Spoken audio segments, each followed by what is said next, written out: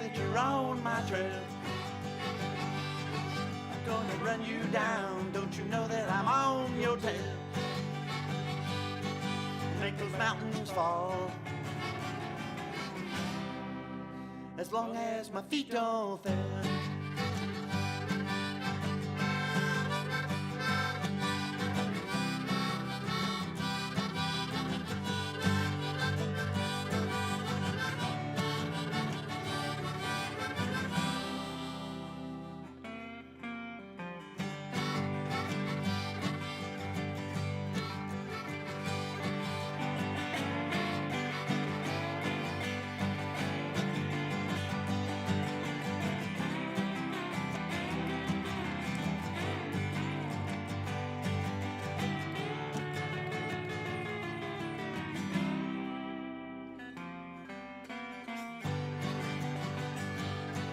When it gets so high, then why my heart is feeling so low?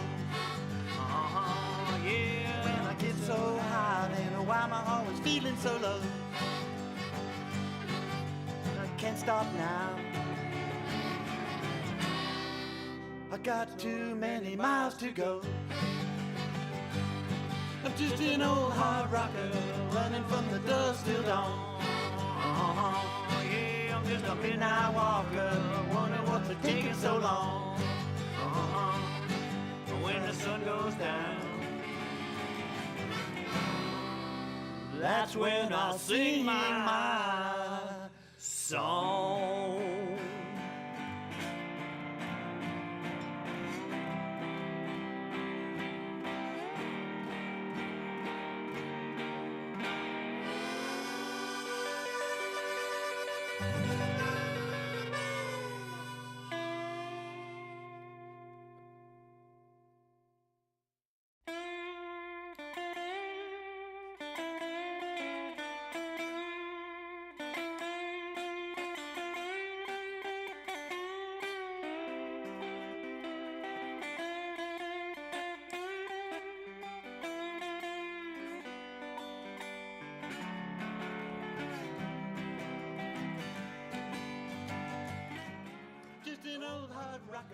Running from the dust till dawn. Yeah, I'm just a midnight walker, wonder what is taking so long. When the sun goes down, that's when I sing my song.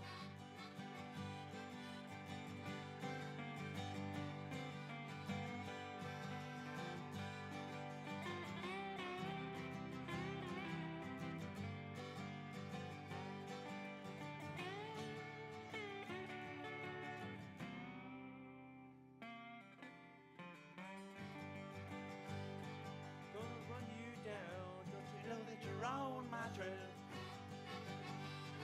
I'm gonna run you down, don't you know that I'm on your tail? Make those mountains fall, as long as my feet don't fail.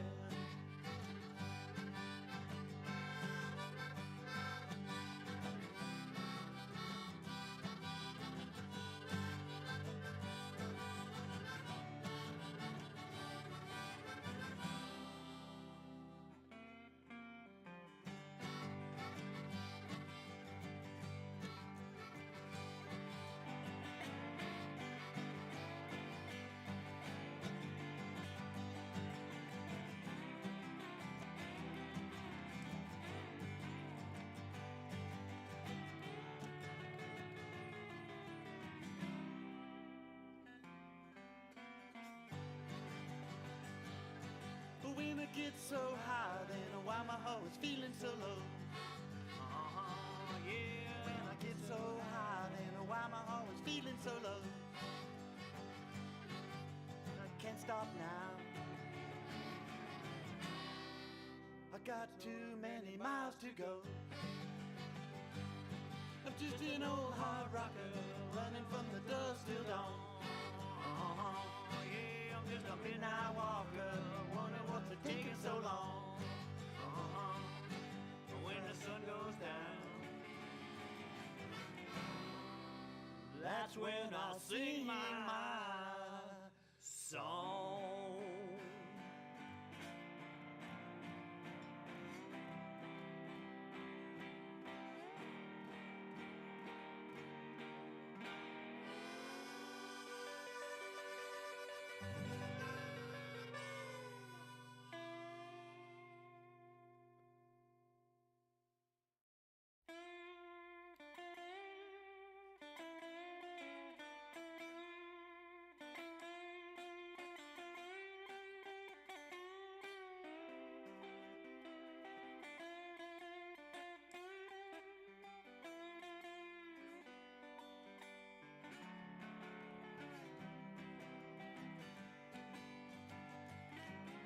just an old hard rocker running from the dusk till dawn.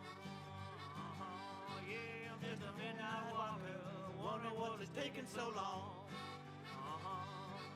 When the sun goes down, that's when I sing my song.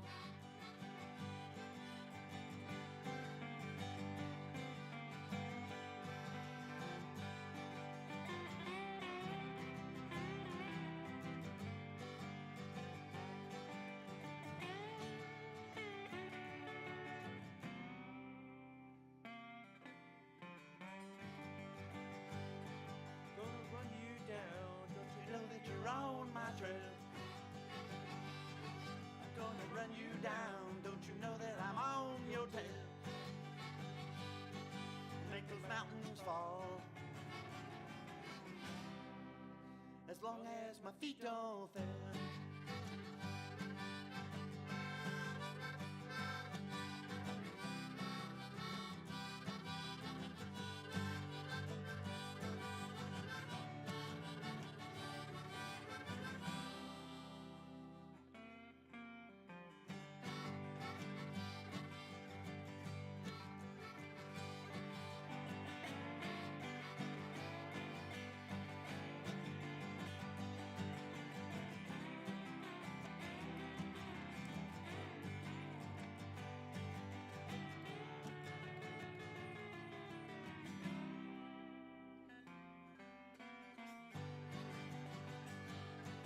When it gets so high, then why my heart is feeling so low. Yeah, when I get so high, then why my heart is feeling so low. I can't stop now, I got too many miles to go. I'm just an old hard rocker running from the dusk till dawn. Yeah, I'm just a midnight walker, wonder what's taking so long. When the sun goes down, that's when I'll sing my song.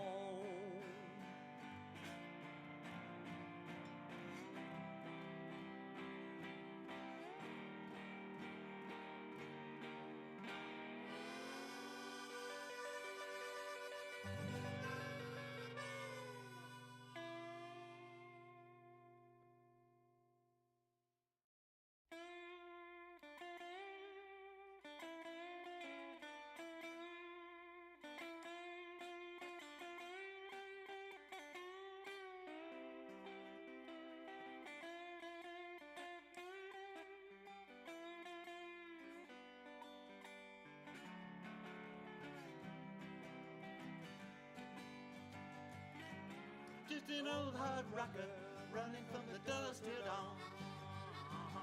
Yeah, I'm just a midnight walker, wonder what is taking so long. When the sun goes down, that's when I sing my song.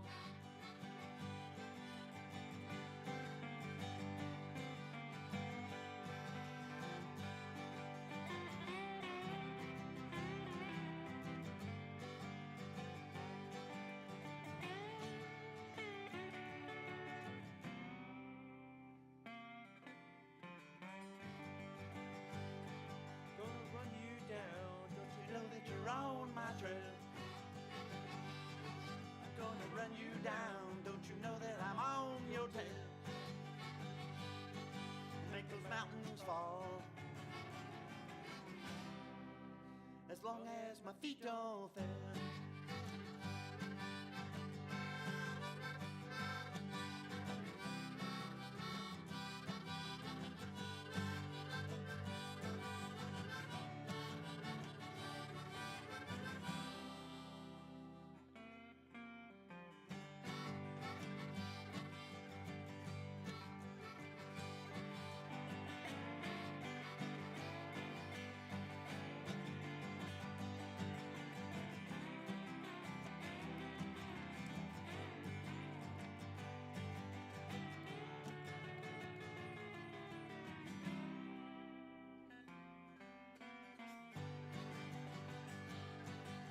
when I get so high, then why my heart is feeling so low.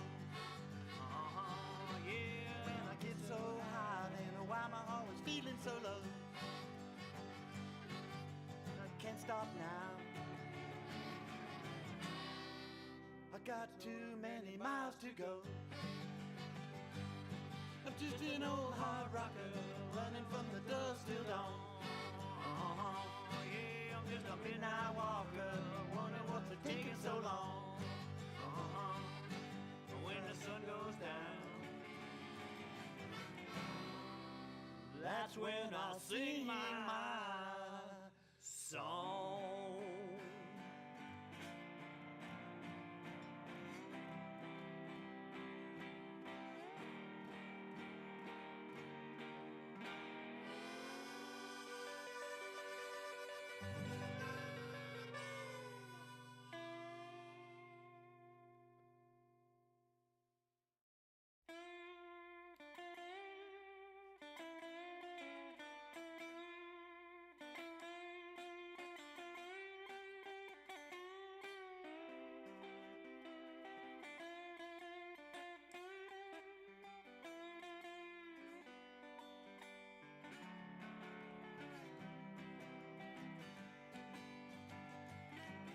Just an old hard rocker, running from the dusk till dawn. Yeah, I'm just a midnight walker, wonder what is taking so long. When the sun goes down, that's when I sing my song.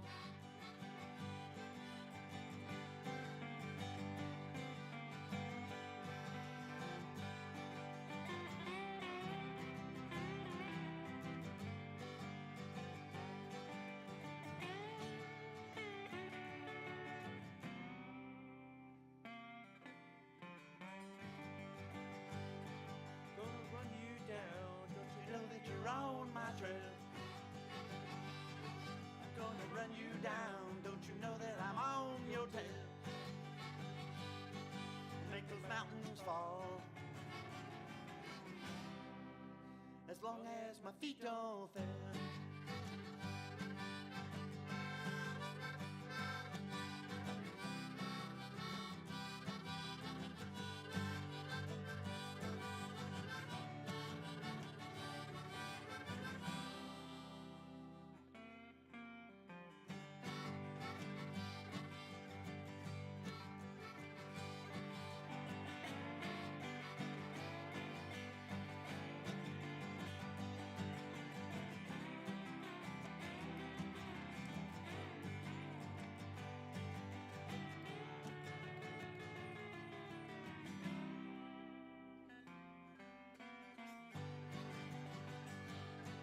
When I get so high, then why my heart is feeling so low.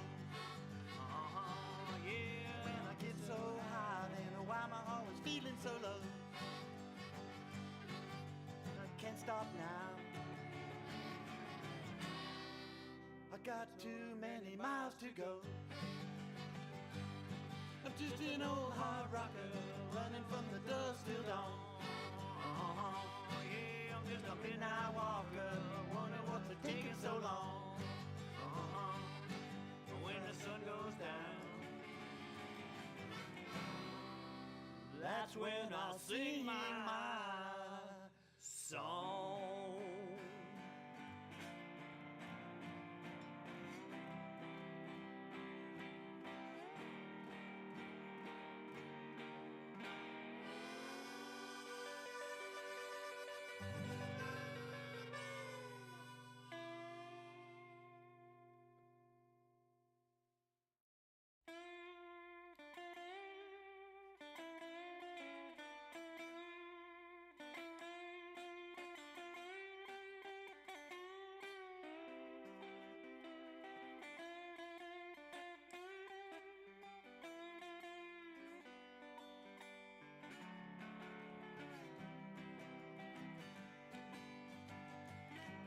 Just an old hard rocker, running from the dusk till dawn.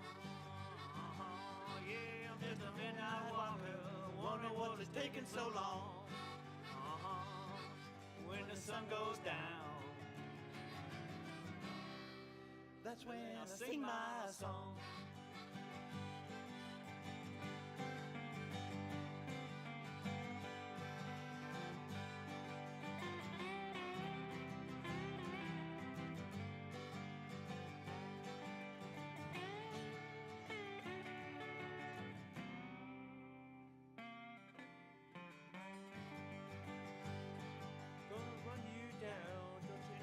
On my trail,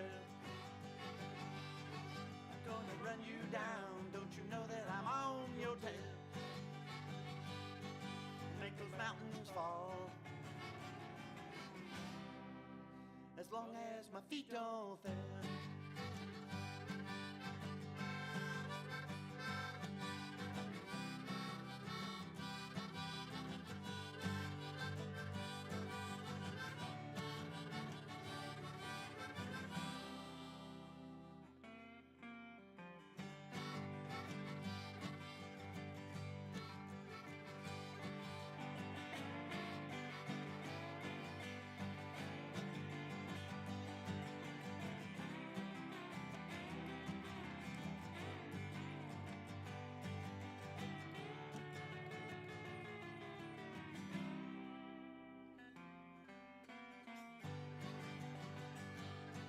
When I get so high, then why my heart is feeling so low.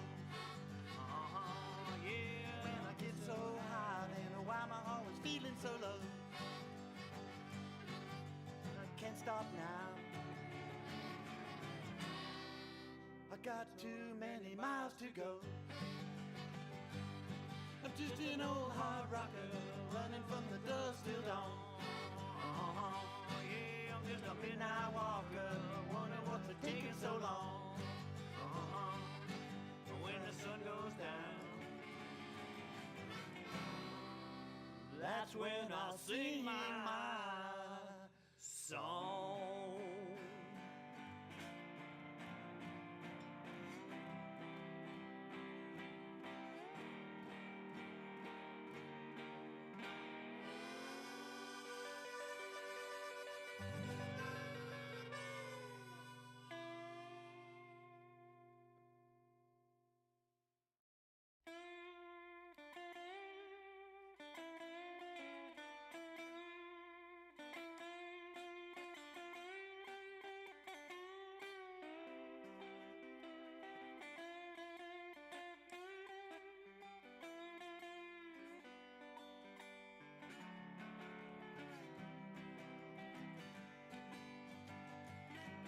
Just an old hard rocker, running from the dusk till dawn. Yeah, I'm just a midnight walker, wondering what is taking so long. When the sun goes down, that's when I sing my song.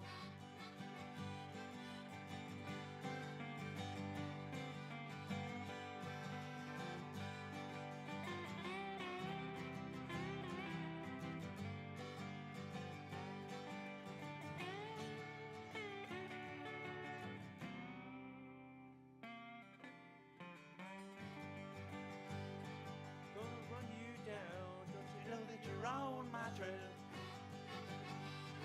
I'm gonna run you down. Don't you know that I'm on your tail? Make those mountains fall, as long as my feet don't fail.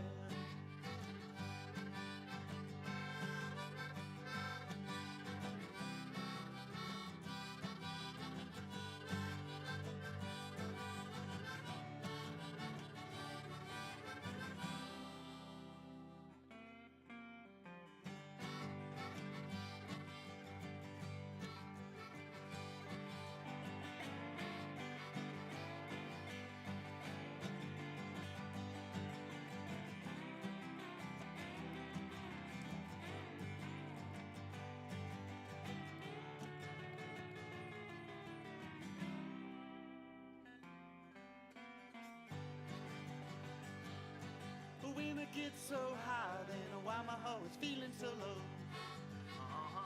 Yeah. When I get so high, then why my heart is feeling so low. I can't stop now. got too many miles to go. I'm just an old hard rocker running from the dusk till dawn. Yeah, I'm just a midnight walker. Wonder what's it taking so long. When the sun goes down, that's when I'll sing my song.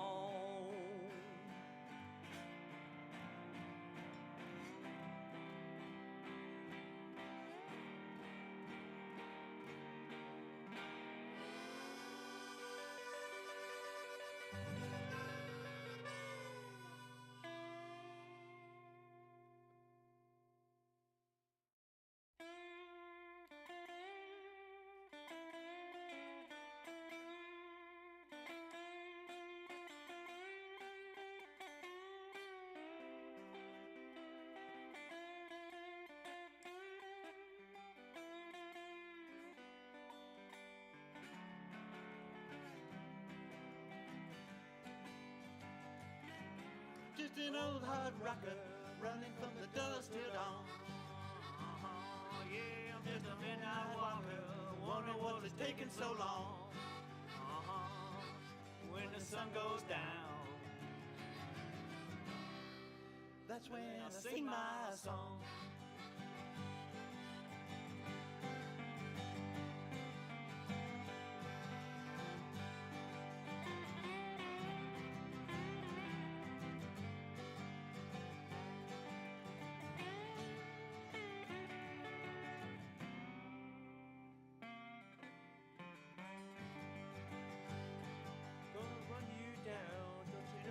On my trail, I'm gonna run you down. Don't you know that I'm on your tail? Make those mountains fall, as long as my feet don't fail.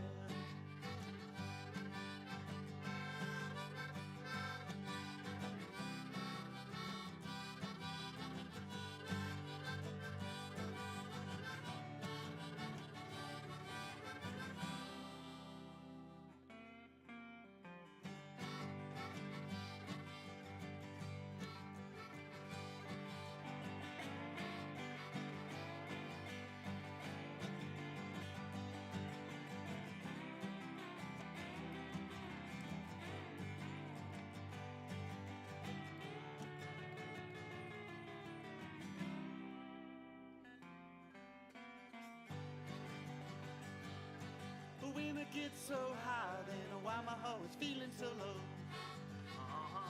Yeah, when I get so high, then why my heart is feeling so. All right, we are so excited. Welcome everyone to our Hard Rock Q&A. We are doing a coaching panel, and we are thrilled to have with us today not just 3 amazing coaches, but we have 3 Hard Rock champions. All 3 of our coaches that are joining us on this panel tonight have won Hard Rock, have been the first one to kiss the rock, or in one case, the first one of her gender to kiss the rock. That counts. That's fast. That's blazing. And we are thrilled to have them all here tonight. We have all the way from New Zealand by way of Dallas tonight. We have Anna Frosty. Frost is joining us. Thank you so much for being here, Anna. Thanks for having me. Appreciate it. All the way from, where the heck are you right now, Bronco? Flagstaff, all the way from Flagstaff, Arizona. Jeff Browning, Bronco Billy himself, finally recovered from Cocodona. And we have from right there in the beautiful San Juans, we have Karl Meltzer. Thank you all so much for joining us. If you are watching, and if you're not watching, then it doesn't matter because you can't hear what I'm saying. But if you are watching, what we would love for you to do is submit some questions for our coaches, for our guests tonight. You can just type them into the live chat there on YouTube, and we will get to those questions as we go. We did ask folks who are entered in the race or who are part of the Hard Rock community, we did ask them in advance for some questions, and we have a bunch of those questions already submitted. And so I know we're going to have some great Q&A for our coaches. By the way, I'm Chris Twiggs, 16-time Hard Rock finisher.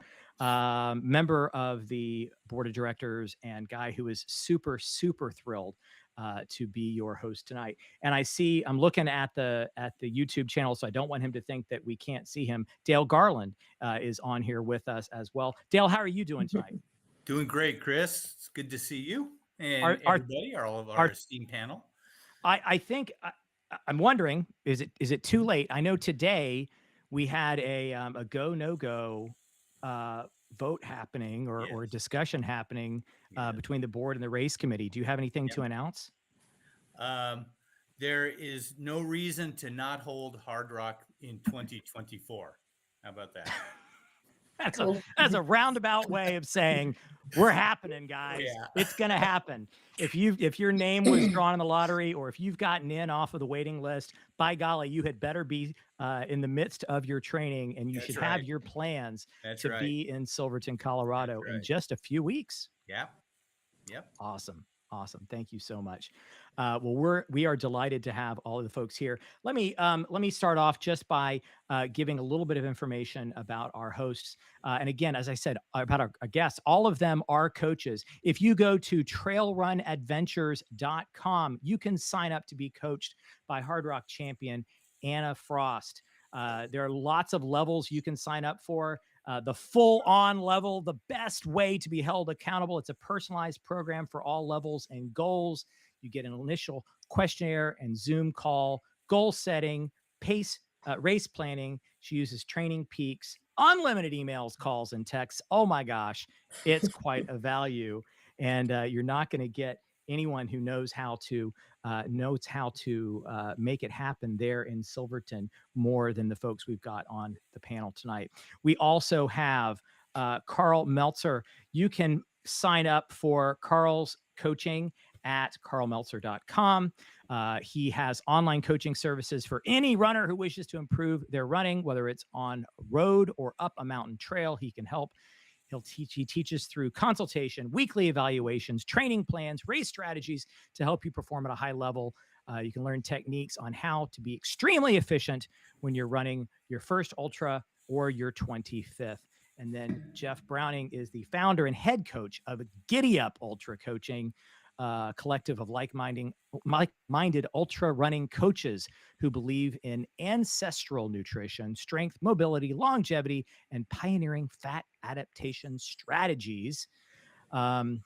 I don't know what all of that means, but if you sign up for coaching at GiddyUpUltra.com, you can find out all about it, and maybe we'll find out a little bit more about it tonight. So the first question that I have tonight, because we want to jump right into it. We've only got an hour for these, and we've got a bunch of questions that have been submitted.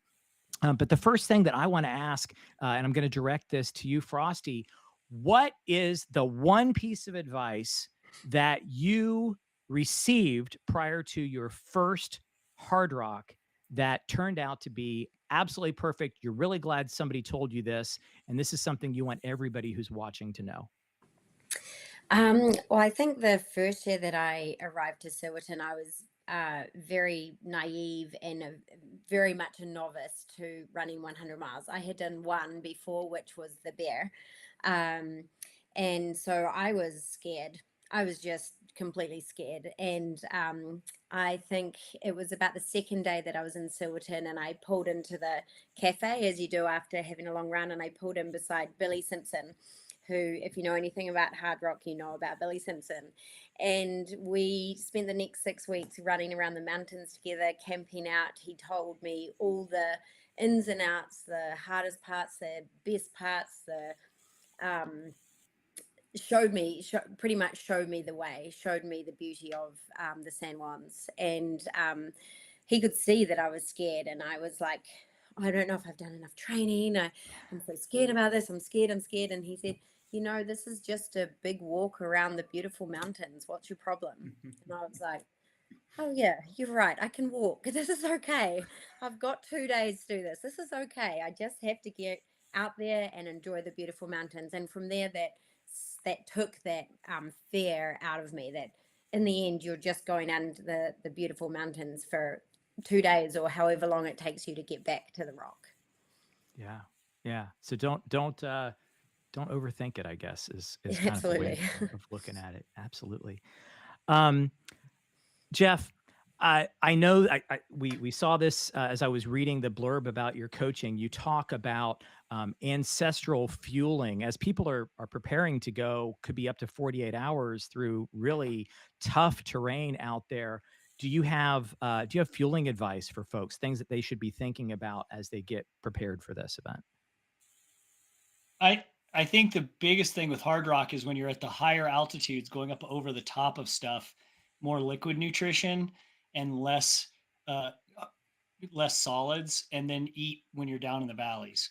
So most of the aid stations are going to be down in the valleys anyway. So you're eating more, you can eat more regular food and do that kind of stuff, but use more race type nutrition, like, something like Tailwind or something, or gels or something like that, to go up over the top of stuff when it's a little harder to eat at those higher altitudes, but you don't have as much oxygen. You're not going to have as much blood in your gut. I think that's one of the things that's going to help the most. Yeah. Is that something people should be utilizing in their training as well as they get? Yeah, I mean, you should have, we coach people to have a percentage of their calories per hour from liquid and another percentage from maybe other sources like gels and easy to carry stuff, blocks and gels and stuff like that. But then also, finding solid foods that work for them and make sure you're practicing with them, specificity. So making sure that they're, practicing it on their long runs. And if they are getting up to altitude, say in the last month before the race, that they're practicing what they're going to do on race day. Yeah. Karl, you kind of live there in the area, and you've got a lot more experience than most on the Hard Rock course. We've got a question that came in through the YouTube chat for someone who's a first timer. He's going to be coming out there to train for a little bit, but he's only got a weekend. What are 2 or 3 sections that you would say, if you can't cover the entire course in training, what are the sections that people really need to see and hike or run before Hard Rock? Well, I think this year the direction being it's clockwise. So your finish is over Maggie to Cunningham to the finish.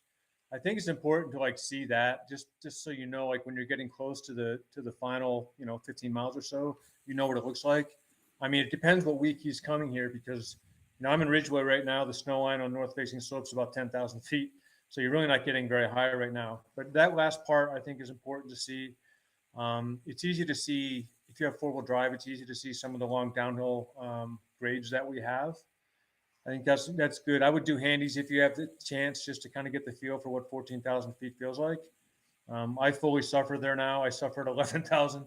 So I mean, it's important to see the course, but don't get so overwhelmed by what it is. I mean, it's all going to be hard, right? You can study the elevation profile, you can do all that stuff all day long, but it doesn't really tell you what it's really about. I always liked, when I scope out courses that I haven't seen before, I like to know where the end is, so I can say, okay, I've got 15 to go, 10 to go, or whatever, where I can smell the barn, where I know I start to smell that barn. So I think, like I said, Maggie to Silverton this year is probably the direction that would be the first place I'd send someone. And then it never hurts to see Oscars because it's ugly.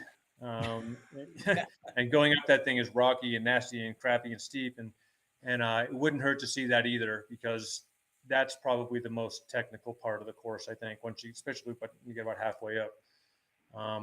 And lastly, the third other place I'd love to see Virginia's. I have a few clients of mine that I have 3 clients that are running actually this year, and that's one place I want to bring them so they get an idea of what it looks like to go down that backside. If it's in this year, I don't know if there'll be snow or not. I'm guessing probably not, but kind of depends where the wind blows. But those are the 3 places I think I'd rather recommend people see first. Yeah, good. Yeah, good tips. And I kind of connected to the first question, but are there any first timers mistakes that you have seen people make, or that as a coach that you would warn your clients against making at Hard Rock? Well, I think it's 100 miles for me is making mistakes and then fixing them on the run. Okay. I feel like every 100-mile race you do, for me, and I've only done 4, so everyone else, again, you can comment back on this, but I've done completely different things on each one. I've felt bad at different points. I've eaten completely different foods at every race. So I think it's about being flexible. I think the trouble comes when you're too rigid and being too precious about what your plan is. It's kind of like giving birth, which none of you know about, but if you stick to a birthing plan and it doesn't go the way you want, it can be devastating. So I think having a plan, having an outline of what you want to I've achieve. caught. I've Okay. caught. That's as far. I'm like, And I come think on we now, just it's got coming we out. got the tagline for 2024. I've cut the right? There you cord go. and I've caught 3 of them, but that's Okay. it. Yeah, but what if you'd missed? Like, I what if know, they're right? slippery and you had to- They are slippery. Yeah, little right. suckers. So yeah, I think you just have to have that, like, okay, what's my plan B? What's my plan C? My plan Z, right at the end when everything is turned to custard and you have to like completely change your game plan. And I think, at any point for anyone, not just a beginner, but for anyone, even if you have a whole lot of experience, anything can happen out there on 100 miles. Yeah. Yeah. You're absolutely right. Lots of crazy and unexpected things can happen out there. One of the things we know people are going to face is altitude, right? We know that's going to be a challenge. Jeff, what would you tell people coming? I live in Florida, right? That's intimidating for me, even still. And I've been out there a bunch, but it's still intimidating to me going up there to altitude. What do you tell people that are coming from sea level? And are there things that they should be doing now to prepare, or adjustments that they should make when they get out there? Yes, and it depends on budget. Okay. So to what extent you're going to do. Number one on a low budget is just doing a lot of sauna work and heat training and that kind of stuff to help with some blood plasma adaptation and stuff like that. It can be a little similar to altitude. It's not going to be ideal, but it's one thing you can do to help a little bit. We do have our clients that are at low altitudes that come out for something like Hardrock or a higher altitude race are coming from sea level. We try to get them in training camps so they come out inside the window of adaptation. So maybe 3 weeks out, if they can afford to do a scouting trip, for a long weekend, they'll get some adaptation benefit and then come a little early. Hardrock's very unique in that it's so big and it's so high that you really do need to come early. And if you can't come a week early, then you should come right before the race. Because otherwise you're going to be at your low spot. If you come on like Tuesday, you're going to be your O2 sat level is going to be tanking for 3 days before you actually start climbing out. So you really have to have about 7 or 8 days to even be back to your original baseline or be above where you were. So you've got to come a week early minimum, bare minimum. And that's not even close to ideal. Really, like 2 to 3 weeks is ideal. So we have a lot of athletes that if they do get in over the years, what we've coached is a lot of them are already like, hey, I'm going 3 weeks early, right? And they're gonna work remotely. They worked it out with their job, and they're living out of an RV in Silverton, at the campground with Wi-Fi, so they can work and they can live at 10,000 feet and train above that. So that's ideal. But a training camp can be effective too. So can high altitude, tents and masks where you do like workouts 3 days a week on a treadmill with a, simulation of 10,000 feet or something like that. You can get benefit that way. So there's multiple kind of strategies that we guide our clients through if they are in a high altitude race like Hardrock. But most try to come early if they can all swing it. Yeah. Yeah. Hey, I mean, Chris, yes, this absolutely. might be a good time to talk about what you're going to do the first to kind of go off of what Jeff said, to talk about the course orientation hikes. Absolutely. For those people that are going to be out there a few weeks early, we have official course orientation hikes that are happening for a couple of weeks prior to Hardrock. This is part of Camp Hardrock. It's open to everyone. If you're entered in Hardrock, if you're a pacer in Hardrock, if you're going to crew or volunteer, or you're just Hardrock curious, then we want you to come and be a part of these hikes. We've got a bunch of volunteers who have offered to help transport us to the start and finish each day. It's basically, it's almost a soft rock. Soft rock is the term that people have given to hiking the entire Hard Rock course in segments over several days. We're going to skip a few little segments that are frankly less interesting, like the entire road between Burroughs and Sherman, that sort of thing. But we are going to get in all the trail sections, and we really would love for people to come. The schedule will go out in the runner's manual, and we'll make sure that it's also included in Dale and your messages that you've been sending out. So we're super excited for people to come. We started this last year. It was really successful. We're hoping for more people this year. And if you're hearing this and you say, well, wow, I can't hike all those, but I can volunteer to help drive people, we can still use some volunteers because we can't start every single day from Silverton and still cover the entire segment. So that's what we're going to be doing. I'm really excited about it. And that's my training. That's not all of my training, but once I get out there, I'll have a number on this year going for another finish. And this is definitely the way I'm going to be training. So I'm grateful to Dale and to the board and to the run committee for allowing me to give back in this way. And I'm super excited to meet a bunch of new people. Mm-hmm. Yep.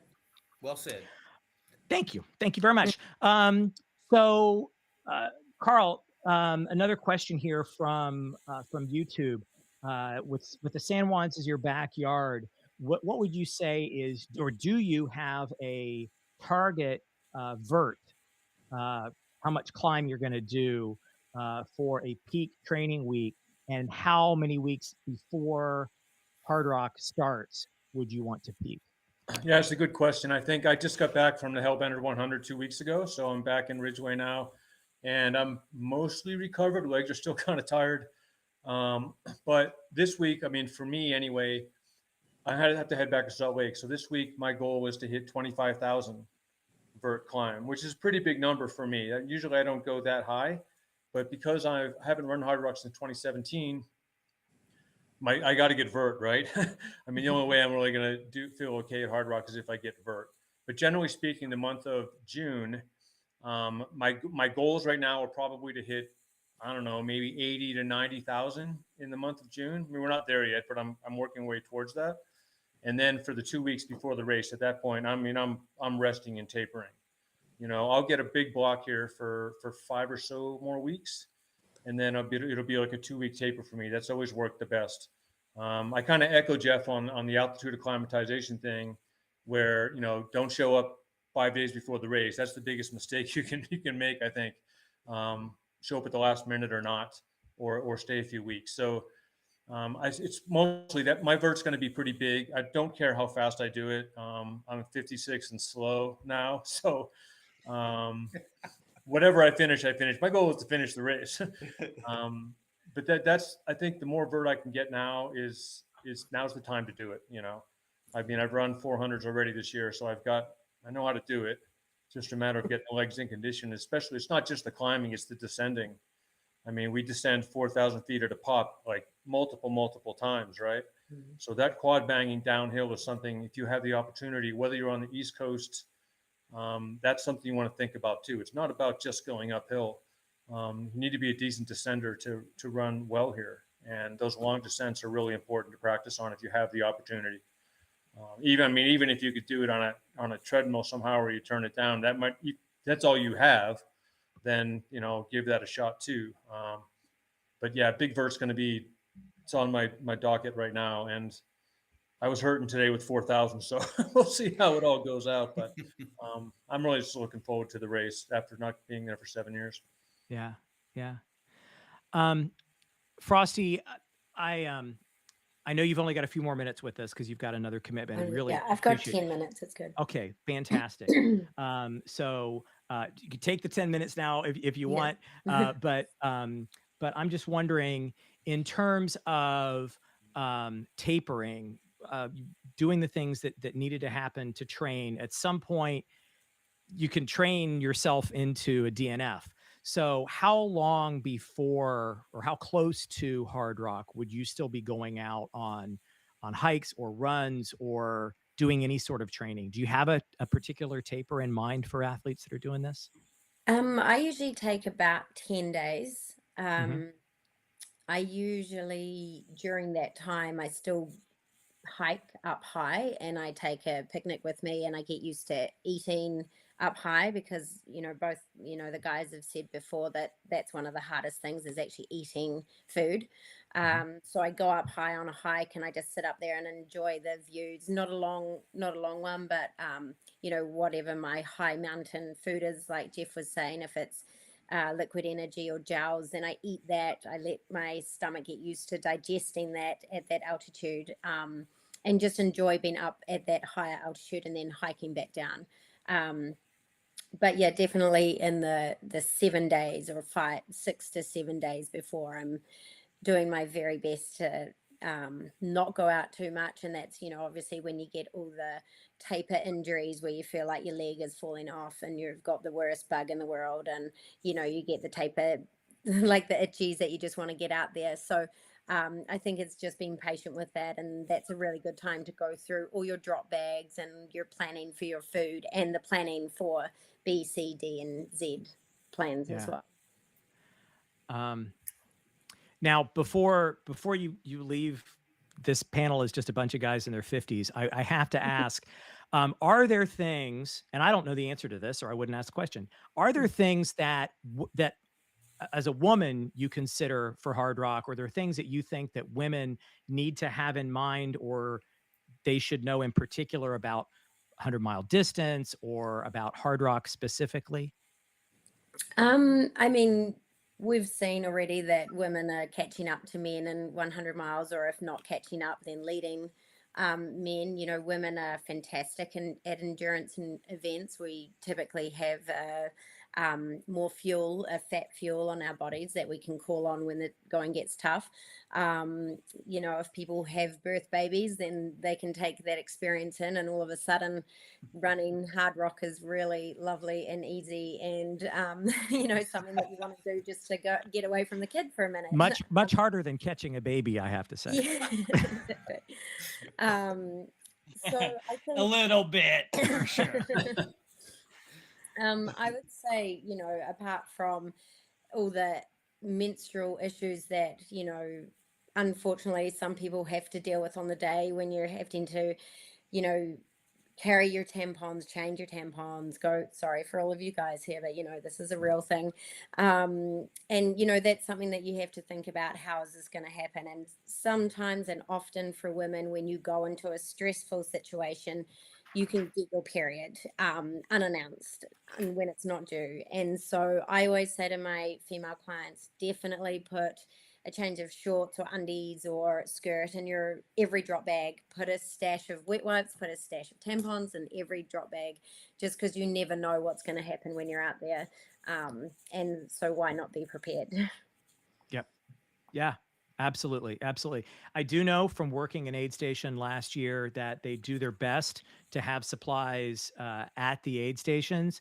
But just like when you go into a portalette sometimes, and just so happens that the toilet paper hasn't been changed out, it's possible don't rely 100% on having those things at the aid station.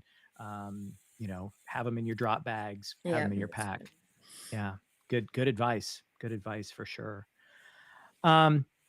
Jeff, I can't run 100 miles. I don't know about you. I don't think most people can run 100 miles up and down these mountains that we're talking about. There's a lot of hiking that takes place. Is power hiking something that you think people do you have your clients train that way, or do you just count on them to figure it out on the day? And what is that? When do they know during Hardrock? When do they know when they should try to shift from I can barely run up this to I'm gonna power hike? I mean, at Hardrock, you're going to hike half the course. So you need to learn to hike. And if we look at physiology of ultra running, there are distinct physiologies. There's flat running, uphill running, downhill running, and power hiking. And they are all distinct enough physiologies that they need to be trained for adaptation.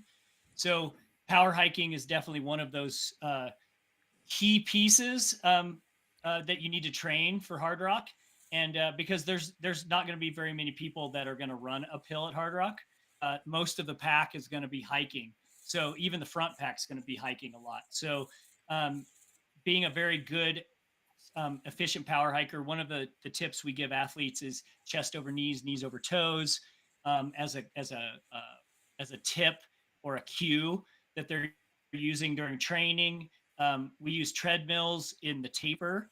So for dialing in when you're like resting and backing off on volume and intensity in the last 2 weeks, that we're working on uphill treadmill hiking. So we're saving our quads because we should have already seasoned our quads in the big training blocks and be ready for downhill running. Now we don't want to beat them up in the last 2 weeks. You know, adaptation stays around for at least 3 weeks on downhill running. So that last 2 weeks, you don't need to be doing a bunch of hard downhill running. If you are doing downhill running, it needs to be easy. I like Anna's idea of going up, hiking up high and hanging out and then hiking back down in the taper. That's a great way to be at Hardrock and just work on further adaptation. You're sleeping, say, at 10,000 or 9,000, and then you're hiking up to 12 or 13 during the day and hanging out at a higher altitude and then coming back down. That's going to force some adaptation. But the hiking is really important. And I think, you know, the other thing is practicing with poles. You've never used poles before. Online, there's lots of YouTube videos on how to use poles. A lot of people don't really practice with them or don't know how to use them. If you come from a Nordic ski background, you'll know how to use them, or ski mountaineering. But most people haven't really practiced with them very much. And you want to practice and work on technique and work on strengthening for using them, and just get used to using them and putting them away and taking them back out. And how do you hydrate and eat while you have poles in your hands? You know, because most people hydrate and eat with their hiking up. But if you have poles in your hands, you forget to drink and you forget to eat. And so there's all these things that go along with the power hiking, you know, that people don't think about. And so I think working that, we have people get on, like I said, on treadmills, work on just their power hiking speed. 15%, start at 3.5 miles an hour and have them work up to, 3.8 or 4 miles an hour, and try to hold that for as long as they can for 20 or 30 minutes in little workouts in the last 2 weeks, just to really dial in their hiking speed and that technique of chest over knees, knees over toes. Yeah, absolutely. And I have an There's a lot interesting comment with Jeff too. There is that I'm a little more simple, but I like to say hike with a purpose. You know, like instead of thinking, oh, I can walk now, and you start lollygagging and you're walking 2.3 miles an hour instead of 3.1 or whatever that is for your speed. I mean, your heart rate will tell you whether you can walk faster or not, right? But the bottom line is that I think I see a lot of times in races when people start walking, they don't really walk or hike with a purpose. And, I mean, if you're going for a goal time, this matters, to me, it's always been, I've worked on my hiking more than anything in the last years because I've gotten slower. So I need to learn how to sort of keep up, so to speak, on the climbing. I mean, I'm never going to be as fast as I used to be, obviously, but I can still move uphill pretty well because I really make an effort to stay at, well, not really my threshold, but closer to my threshold, instead of just saying this isn't rest time. This is just walk time. Your heart rate might come down 10 beats a minute or even maybe less than that, but that makes a difference. If you bring it down so low, then you're really wasting time. And to echo the poles thing, just so people know, so when I ran Hellbender last week, my goal was to run with poles the whole time and carry them, not stash them, carry them and see what happens. So for what it's worth, it forced me, or I did not eat as much calories as Jeff said. You've got to, if you're going to use poles, you've got to practice with them. You've got to learn how to feed yourself with poles. I did not feed myself enough. I constantly had low energy. I mean, I finished the race. That was my only goal, so that was fine. But at the same time, it made a big difference. I think during Hellbender, I had 15 gels of some mandarin oranges and some pineapple and Coca-Cola. That was my diet, which is not much on the end of calories, right? But you've got to learn to practice with poles. If you're going to use poles, you've never used them before, you're almost better just keeping them at home. Yeah. They'll help you in a lot of different ways. And, you can, like Jeff said, you can see techniques online, how to actually use them properly. And Nordic skiers are the best. to watch them because they're, they play a big factor in Nordic skiing. So, but I just wanted to echo those comments because Jeff was right on the nose there when he said that. Anna, let's say we're not going to get anybody. I don't think anybody's going to sign up for last minute coaching, although you never know, there might be. When do you want, as a coach, to start working with someone who is going to do Hardrock? Do you want to start, would you prefer to be working with them even before the qualifying process, or are you happy to take athletes that the lottery happens and they suddenly realize they need a coach? What's your dream client for this? I mean, I think any coach would say that when the person is ready to be coached, then they can be coached. And that could be within 2 weeks of Hardrock. A lot of it is a mental game. And, obviously when you're coming to Hardrock, you're not, no one comes to Hardrock not somewhat prepared. And so, even if they get off the wait list and there's 4 weeks to go, they might just be in a mental tiz and they might just want someone to like smooth out all their stresses and worries. And coaches are really great at that. They'll look at the training you've done. They might have some tips like Jeff and Karl have both said about doing your last treadmill sessions or using your poles, getting your calories, or doing your power hiking. And so that might just be like those last 4 weeks, let's say, for an athlete, or 2 weeks or 3 weeks, where you can sort of smooth things out mentally for them. And personally, as a coach, I don't just give the training. I also talk about where is their headspace and what is their nutrition doing and what is their drop bag look like and what have they got in there, and who have they worked out the logistics of who's going where and who's driving there and how do they know. And so but of course, like if they want to start 6 months or 1 year in advance for training, then they're going to have a full package of here's the training and here's the great headspace and work that you do over the year with some B races to test, new nutrition or test your poles or, so I think as a coach, there's no like, you have to have 3 months before this or I won't coach you, Yeah. I think everyone's. But ideally 6 months for Hardrock. Ideally, yeah. As a coach, if you really want the benefit of coaching for Hardrock, you need we need 6 months minimum. Yeah. In my opinion. I think to add to what has already been said about I call it power hiking, hiking with a purpose, or I say hike like you mean it. I learned that very early on in my mountain running career, so short distance mountain running, and I learned that you had to power hike in a short distance mountain race as well. And I think, for people that live in flatlands, you can still work on power hiking on the flat. You can still work on using your poles on the flat, and you can work on that deep muscular strength that you need for those uphills and downhills, doing things like single leg jumps, lunges, squat holds, squat pulses, wall sits, yoga holds. There is other ways that you can get deep leg strength without having a lot of vert. Ideally, you still, if you're committing to something like Hardrock, it's not just the race, it's your family's lifestyle, it's your whole year put into training. So you would ideally join, like a training camp, or try to get out there for a weekend and like Karl said, run from Maggie's Inn and get used to what that damage is going to feel like. So my poles that have been sitting in my closet since I got them at Christmas. You should probably dust them off. I should dust them Yes. off. Yeah. At least 6 weeks out. You need 6 weeks with poles. I'll have 6 weeks, but and if you don't train with poles, your arms are going to get so tired during the race. That's going to hurt you too, And you'll use more energy using the poles. And use more energy, right? So that's another thought. You've got to get used to all your gear, poles, pack, everything. Super important. Yeah. Strategic information from any of the coaches is, especially us that have done the race, is really important to learn. Remember to get your feet wet in training before this race. Right. Yes. Your feet will be wet. So immediately, you want to at least be happy about it when they get wet instead of getting discouraged. So that's just another little tip I give people too, is get your feet wet, make it happen, Anna, you're right. It is pretty much immediate, right? I mean, it's just a Right. couple of miles in Yep. in this direction that we cross the river on the rope. What is that's? I'm very interested in that, Karl. What do you Sorry, do? You tell everyone. people? I'm going to have Okay, to love you and leave you all. Anna, thank you so Thanks much. so We much for really do having me. I'll appreciate see you all in Silverton, and I'll See you in start Silverton. sending you some pictures of the beautiful course once I get there. Okay. Awesome. Yeah.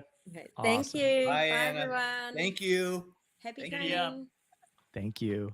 I'm fascinated by the idea of training because I've never trained with wet feet. I've had wet feet out there a bunch. What does that look like, Karl? What do you suggest? Well, I mean, I just I'm going out now. I mean, I'm pretty used to it, so for me, I know what it's going to feel like and all that. But for people that don't have that, first creek you go across, put them in there. It doesn't matter if you can cross it or not. Get them wet.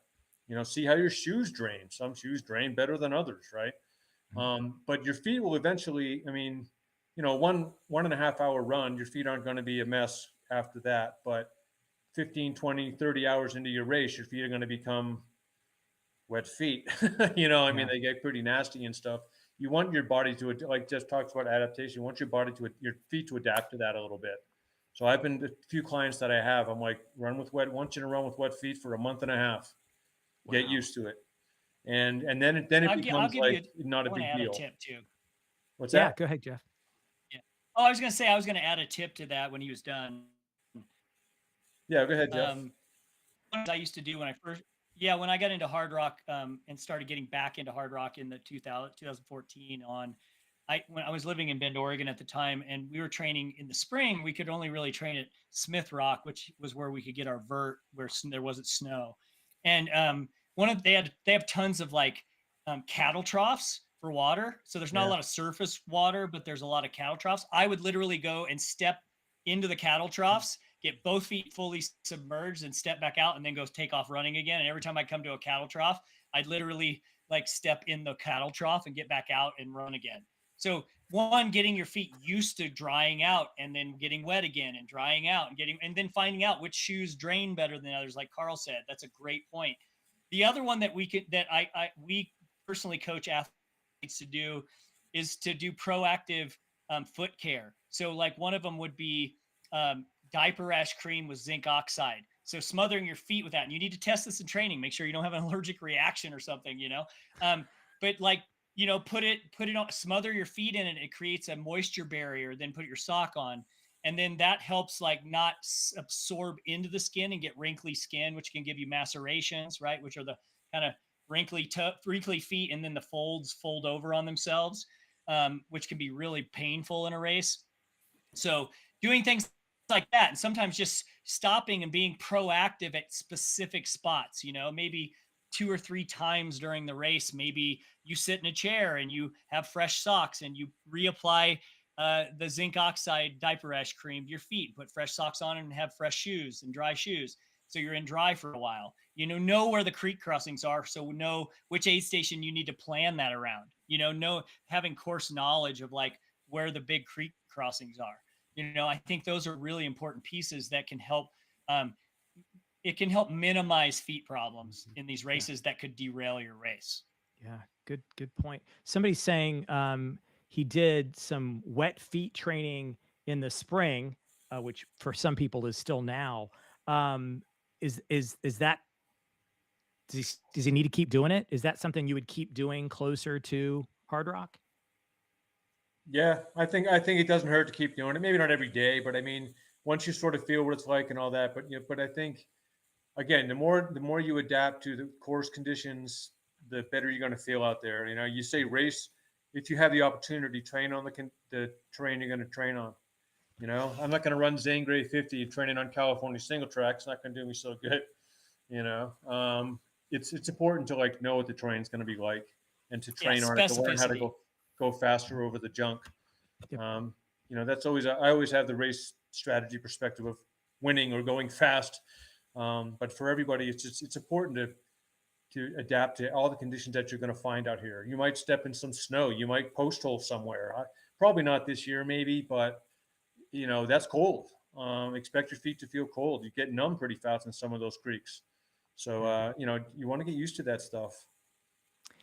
Another question that came in through YouTube just now, and when you're, I don't know if you've either of you experienced this yourselves, but maybe it's something you prepare your runners for. But altitude issues. Have you had issues with not just it's hard, it's harder to breathe, but actually altitude sickness or anything like that? Have you experienced those symptoms? Are there warnings that you tell your runners to look out for? Anything that we can share now? I know there's there's medical advice out there that people can find, and certainly there's anecdotal evidence, but anything that you guys can share? I'll go first. I think I haven't really suffered. I mean, like you said, yes, it gets harder and slower, especially as you get older. But I haven't really personally had a real altitude sickness episode. But you get headaches, you get things. I mean, I used to bartend at Snowbird at 8,000 feet, and people come down to the bar and they always have a headache. I say, drink some more water. I mean, what can you tell them? But I think hydration is a factor. But at the same time, I think everyone's really different. We've seen good runners come from sea level and do very, very well at Hardrock and have no issues. And you see someone who even, might even live in Ridgeway at 7,000 or 8,000 feet and has problems. So every person is kind of different. But I mean, it's just something you have to expect, and between your ears, you have to know it's probably going to hurt, and then just kind of deal with it. But I haven't had the real bad issues myself, so I have a hard time really putting a good answer to that. Yeah. Jeff, any thoughts? I would say that the number one thing is electrolyte balance and hydration. You need to really focus on that and don't get behind during the race, because it's going to be exacerbated at altitude, and you're really going to slow down, and it's going to cause all kinds of cascading effects. Like Karl said, headaches. You're going to slow way down, and yeah, that's why I like athletes, if they're going to get to Hardrock, and this might be, especially my first timers at Hardrock, I'm like, you got to get out there early and you need to get on the course. You need to know what you're getting into, and you need to understand how slow the San Juan miles are. Your 7-mile run's going to take 3 hours or 4 hours. Like, get used to that. It's not normal. So I think getting on the course and understanding what that feels like and how different it is to be at altitude is really an important piece. I think there is some muscle memory that goes along with being at altitude and going there and then acclimating and then coming back down. And then the more times you go to altitude, the easier it gets on your body, because your body has a muscle memory. It's just like when we do a 100-miler for the first time, and the second time isn't quite as hard. So I think hydration is number one. That's probably the best advice I can give if I was going to give one tip. Yeah. Chris, can I weigh in real quick? Please do. Yeah, I would just support what Jeff and Karl said when it comes to hydration. If I look at the number of instances that our medical people respond to, way above the majority of them are hydration related issues: kidney failure, kidney issues, renal shutdown, headaches, all those kinds of things. So I think lack of hydration will trump the altitude, the issues surrounding altitude. Yeah.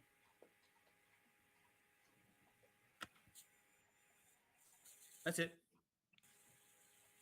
I think did people hear Dale? I don't know. I heard Dale. I hope people heard Dale. I heard it. I'll reiterate just in case. I'd love some feedback if anybody's in the chat. But I'll reiterate, Dale was saying that hydration is key, and that the medical issues that we've seen at Hardrock over the years, the vast majority are linked to hydration issues. So make sure you're carrying enough water, make sure you're drinking the water that you're carrying, and that you're communicating to your crew. I'll add this: make sure you're communicating to your crew and to your pacers and being honest about your hydration and about your nutrition. Hardrock is not the place to lie to people about what you're eating and what you're drinking. Yep, Chris, I think another thing to add here, piggybacking off what we're talking about, is I mentioned San Juan miles are slow. I think one thing important to point out at Hardrock, you're going to look at these aid station charts and you're going to say, oh, it's 7 miles or 9 miles to that aid station. Remember, it's really slow. So you're going to be out there a lot longer than you think, than you would in a normal race at that distance, meaning that 7 mile section is going to be way longer, double probably what it would take you in another 100. So you need to plan your hydration around that. If you're planning that hydration, which you should be planning hydration around, temperature and sweat rate and all that, which you can do, a 1 hour scale test and a 1 hour aerobic run to know what you lose at 80 degrees, know what you lose at 40 degrees. And then you should be replenishing that amount. So knowing that if I lose, 500 milliliters an hour at 40 degrees, and it's going to be a 4 hour section, I know I'm going to have to carry 2 liters. Right. So knowing what kind of carrying capacity you need in each section. One of the things I use at Hardrock personally in my cheat sheet on a spreadsheet I have a little cheat sheet card that has aid station name, mileage, and the time of day I want to be there for my A goal. And I always have another column that tells me okay, at this aid station, I'm feeling, if I'm carrying say 4 flasks, I'm going to fill up 4 500 milliliter flasks of 2. That's going to be 2 liters. I know I'm going to fill 2 of those with tailwind and 2 of those with water. I have a little chart that says 2T, 2W. And so I know when I come into that aid station, oh yeah, I need to fill up 2 flasks here or 4 flasks there or 3 flasks. And that way you don't, even when you're tired or in the middle of the night, you're still going to make good decisions because you've thought about it ahead of time. Yeah. Yeah. Yeah. And I think what's funny there too, I can look back to year 2001. We can remember this one, Dale probably and Chris. But to echo again, what Jeff said, he has a little cheat sheet. Well, back then in those days, I used to write down on a little laminated card about the size of a driver's license, my aid stations and what to do. It was dump garbage, grab gel, get water, whatever. That was really a cool thing because I didn't have much crew then, and I could just pull that thing out of my pocket, which was attached by a string, didn't lose it. And I would look at that card and I always made sure I did my diligence before I left the aid station, and boom, I was out the door. I mean, you can give your crew, a list on you can give them a spreadsheet and all that stuff, which is great. But you should also have that little list of you need to leave with this, or, you make sure you have your light and your extra battery or whatever. It's just a strategy thing, but it keeps you more efficient, keeps you more focused every time you have those reminders. Because we know how delirious we can get late in a race, especially at Hardrock. I mean, I'm sure I'll be delirious at the end. And, but I have that little cheat sheet on me still, and it works. You could write it on the back of your number if you want. Flip it up and look at it. That was a Leland Barker thing back in the day. Mm-hmm. All those little tips like that to keep your race most efficient is really, my best tip to anybody is you got to think about how to not sit in the chair, for too long and that kind of thing. Just make sure you do your due diligence and get out. Yep. Good advice. Good advice. So coaches, what is the one workout? I'm not trying to get you to give away anything for free, because just give us enough information that's going to make somebody want to sign up for your coaching. But what's the one workout that you've got this person, this guy, this gal, this runner who is going to do Hardrock? What's the one workout that you are looking forward to putting on their schedule and getting them to do? Jeff, you can go first. I have to break it into 2. Okay. One is steep power hiking, really steep grade power hiking, getting used to going up, because Hardrock takes you up some seriously steep stuff at altitude. So just power hiking, really, really steep stuff you couldn't run. So getting used to that, grinding on that stuff, using your poles, learning to use your poles on those steep sections. So I think one is a power hiking workout with a lot of vert. So long runs are very, we've been talking about this whole time. We've been mentioning specificity. I think your long run should be specific, and you should be getting really hard sections of steep power hiking climbs into those days. But I also about every 3 weeks in cycles doing finding fire roads or something that isn't super technical that someone can just go pound the crap out of their quads on a downhill and just season the quads. We have a spot in the San Francisco peaks here in Flagstaff called O'Leary, and it's a 5 miles. It's 1 mile flat, and then it's 4 mile climb in 2,000 feet up to a fire lookout. But it's a cinder road access, So, and then we just pound that thing. Like I try to run it at like either really high end aerobic or even sub threshold pace, to where I'm really just concentrating on form. I don't have to think about technical footing. All I'm doing is just turning over and pounding my quads.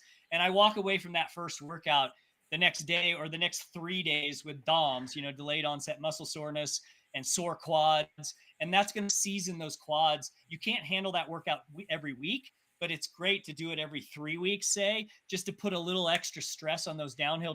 Like Karl said at the beginning of this, like there's 33,000 feet of downhill you're going to run. And a lot of those are 4,000 or 5,000 foot downhills. And in one shot, which a lot of us, if we go run a 20-mile run, we might get 4,000 or 5,000 feet of climbing in a big vert day.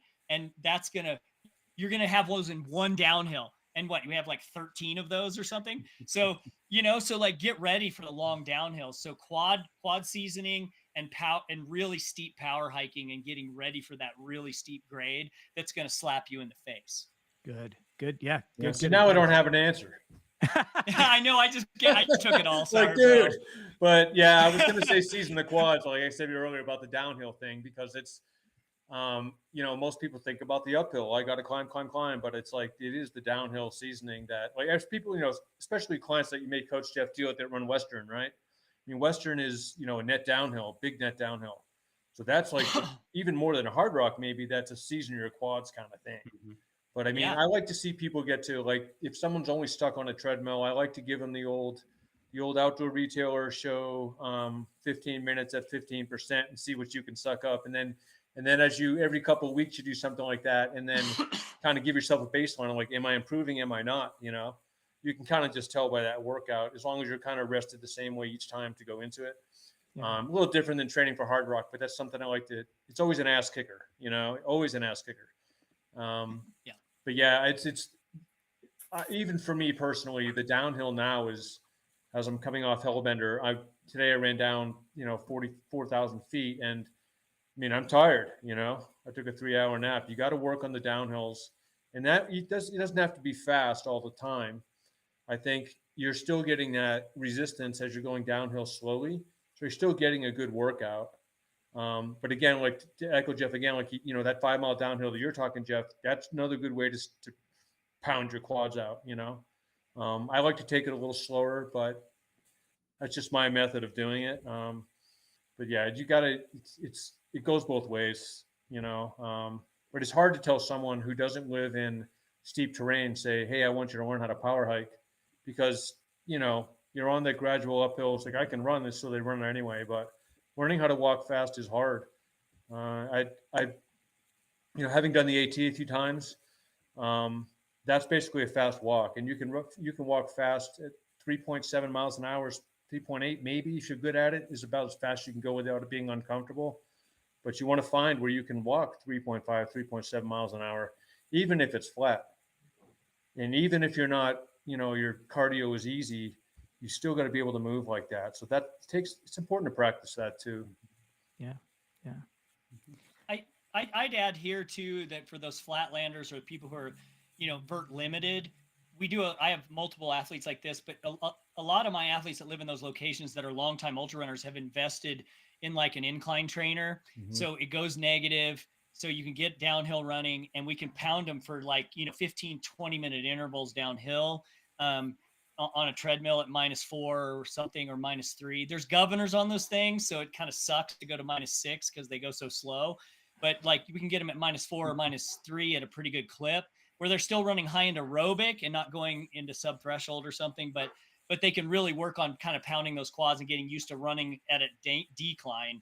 And then those go up to 40%. So we can get them on really 25, 30, 35% grades at times, just in intervals, make them do like, you know, quarter-mile section where it's like, throw that thing to 30% and be like, get your hands on your knees and start hiking as hard as you can, and try to hold it at a pace that's really high end aerobic, and try to keep it aerobic. So go by RPE, you know, and I think that can be really beneficial as well for those people that are definitely vert challenged with their training.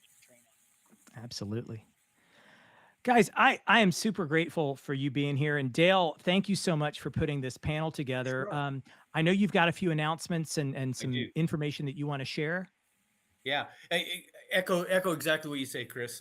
Karl, Speedgoat, Bronco Billy. I mean, we've known each other a long time, and I really appreciate you sharing your knowledge and your wisdom about Hardrock, because I know it's special to both of you, and so I really appreciate that. And to Anna Frosty too. Lest we forget about her. Another guy to thank, the guy who none of us see, but he's sitting there. I can see him in my screen right now. And that's our social media director, Dan Ryan, who's the tech whiz that makes us all sound and look good. So Dan, thanks so much for that. Just a couple of things, everybody. I asked Bronco Billy, I asked Speedgoat, and I asked Frosty to give me a little bit of a blurb that you heard Chris read at the beginning of the broadcast. I will send that out to everybody tomorrow, as just guys as a follow up. So if you're interested in knowing more about what Speedgoat can do, or what Jeff can do, or Frosty can do, you'll get that tomorrow as kind of as a follow up. As I sat here and listened to a lot of what was being talked about, it dawned on me that Hardrock does have a high altitude partner, and that's Hypoxico. And Brian Ostrike, who owns Hypoxico, has actually finished Hardrock, so he knows from what he speaks. And if you're interested, check your Monday memo. They had a special for people running Hardrock in last week's Monday memo. But if you need it, just email me and I'll get you their contact information again. But that's again something else. An altitude tent. If you can't get to altitude, that's something. And again, we appreciate Hypoxico and Brian for working on that. As we sat here, Chris talked about the runner's manual and the hikes and everything that's important, the course description. Literally, as we were doing this, I got a text from Brad Bishop, who is our aid station director extraordinaire, who also puts together our runner's manual, and he's finished it. So it should be out on Monday. That gives you all the information about the course hikes that Chris mentioned, that some of the aid station stuff. We talked about nutrition, so you can start planning your nutrition, about what's out, what we're going to provide as an event, and what you need to kind of plan for, and that kind of thing. And now that'll be available online probably Monday. I just need to give it one more look over. And I think next week, or next month, Chris, I believe it's time to talk about the course. We should have enough of the course kind of previewed, or at least looked at, with course director Brett Sublett and Trevor Peterson, who resides in Ouray, who's our trail work coordinator. And I think those will be our guests for next week or next month, which is going to be a lot of fun. I've had a good time working with them last year when we were doing our course orientation hikes. And, again, just a bunch of people that are dedicated to putting on the best 100-mile event in the world, which is the Hardrock 100. We know that. I'm so excited to have done this. I'm super thrilled to be out there in Silverton this summer. Again, Speedgoat, Bronco Billy, Frosty, Dale, Dan, thank you all so much for being here this evening. And if anybody has more questions, please send them in. We were doing these things to try to get out in front of the questions people have, or give you a forum to ask them. But if something occurs to you later, send that email in, and or hit us up on social media, and we will get you an answer to your question. Again, Silverton, Colorado is the heart and soul of ultra running in this country. As far as I'm concerned, it's where Hardrockers belong, and I'm looking forward to seeing you in Silverton this summer. Take care. Yep. All right. Giddy up. Giddy up. 25 years since the last ran Hardrock. I'm getting old. All